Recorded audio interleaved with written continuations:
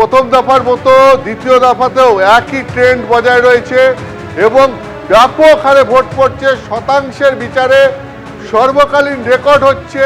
এবং যেভাবে আমরা দেখেছি প্রথম দফায় 152টা বিধানসভা কেন্দ্রে সব মিলিয়ে 93% ওপর ভোট পড়েছে এবং দ্বিতীয় দফাতেও এখন 90% ওপর ভোট পড়েছে। এই 142টা কেন্দ্র যেখানে দ্বিতীয় দফার ভোট হচ্ছে, ইতিমধ্যেই শতাংশের হিসাবে 90% ভোট ছাপিয়ে গেছে। ফলে সব মিলিয়ে যেটা হচ্ছে সর্বকালীন রেকর্ড হচ্ছে। এবং আমি তোমাকে বলছি, প্রথম দফার 152টা কেন্দ্রের আমরা যখন হিসেব করেছিলাম তখন দেখেছিলাম যে এসআইআর এর জেরে 2021-এর ভোটের তুলনায় মোট ভোটারের সংখ্যা 17 লক্ষ কমে যাওয়া সত্ত্বেও 21.5 লক্ষ বেশি ভোট পড়েছিল। এটা প্রথম দফার হিসেব ছিল।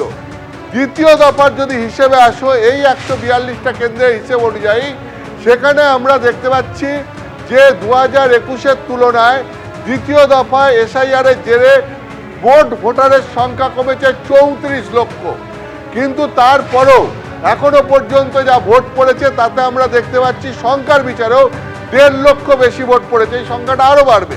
ফলে প্রথম দফা এবং দ্বিতীয় দফা আমরা যদি মিলিয়ে দেখি তাহলে পরে দু দফায় প্রায় 2021-এর তুলনায় এই 2026 সালে এসআইআর এর জেরে এই দু দফায় 21-এর তুলনায় আমি বলছি মোট ভোটারের সংখ্যা কমেছে 52 লক্ষ।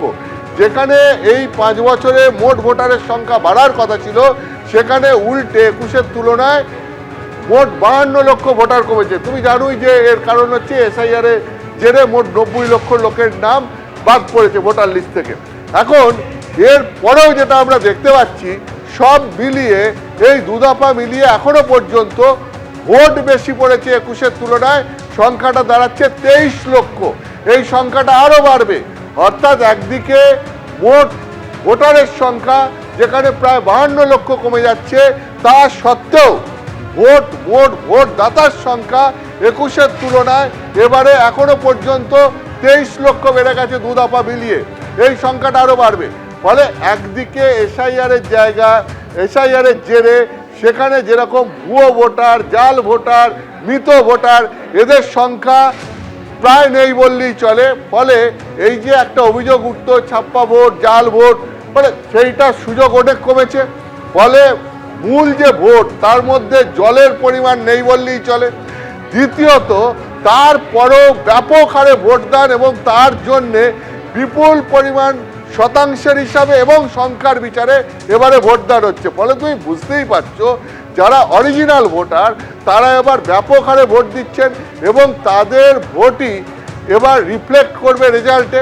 ফলে রেজাল্ট কী হবে এবং তাতে এই যে ব্যাপক হারে ভোটদান তার যে একটা প্রভাব থাকবে সেটা বলাই বাহুল্য। ফলে এটা একদম পরিষ্কার বোঝা যাচ্ছে যে এই ব্যাপক হারে যে ভোট এবার হচ্ছে, এই ব্যাপক হারে ভোট দানের একটা ফল সরাসরি এবার ভোটের রেজাল্টে পড়বে। এখন সেটা কোন দিকে যাবে, কিভাবে যাবে, সেটা পরিবর্তনের ইঙ্গিত করছে, এটা প্রত্যাবর্তনের ইঙ্গিত করছে, এটা এসআইআর এর পক্ষে ভোট হচ্ছে, না এসআইআর এর প্রতিবাদে ভোট হচ্ছে, এগুলো সব বোঝা যাবে ভোটের ফল বেরোলে। কিন্তু এর প্রভাব যে ভোটের ফলে পড়বি সেটা এক প্রকার নিশ্চিত। এবিপি আনন্দ, এগিয়ে থাকে, এগিয়ে রাখে।